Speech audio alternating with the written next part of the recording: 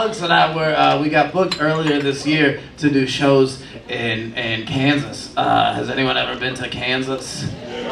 Did someone say yes in a really sad voice? Are you familiar with this John Brown, the historic figure?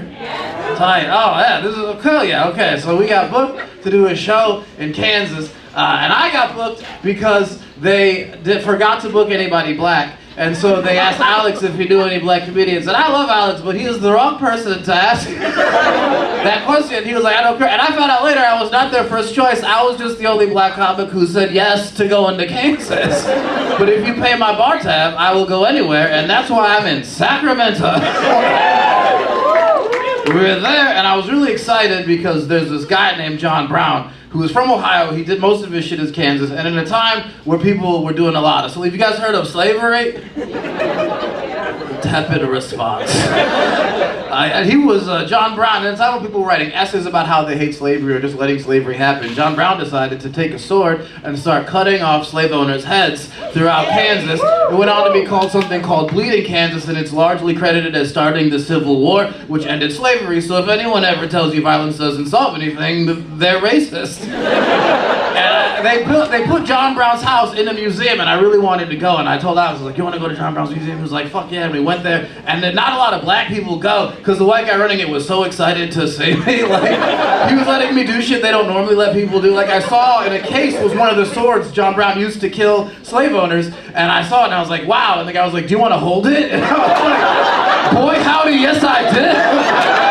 And so I'm holding this sword that killed a slave owner, and he's like, how's it feel? And I was like, makes me feel like killing a racist. And he was like, that's what I love about working here.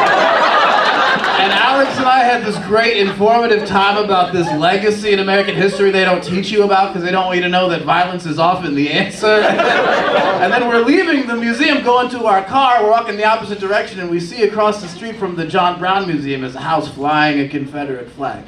And normally when I see a Confederate flag, it's like, okay, I don't like that, but I'm sure I say things that guy doesn't like, and the First Amendment is a win some, lose some kind of law. But we had just come from John Brown's house.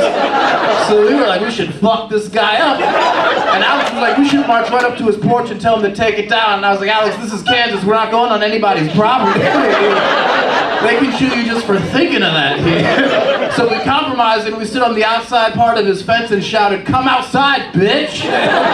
Eventually he did. He was like, what are you yelling at me for? We were like, we want you to take that sign down. And he said no, and we said, fuck you. And then he did this very Kansan thing where he reached over and pulled out a shotgun and pointed it at us. And, okay, if you hear Alex tell his version of this story, he makes it sound like what happens next is my fault. But in a greater historical context, who's to say whose fault it was? Because he points a gun at us, and so I do what I think is a responsible American thing, which is reach into my pants and pull out my gun. And that's what I remember you're supposed to tell the people you're traveling with, that you have a gun. And for a second, Alex looks at me like he's going to be like, why the fuck do you have a gun? And then it clicks and he just goes, yeah, if I was black here, I'd carry two. And so now we're both pointing our gun at each other, which I'm not a lawyer, but I'm pretty sure is allowed. Because he's threatened, I'm threatened. As long as no one pulls the trigger, we're in the clear. And then the guy's neighbor comes out with the gun and points it at me, and we're so, I don't want to say Mexican standoff, we're a progressive crowd. We're in a Latinx standoff.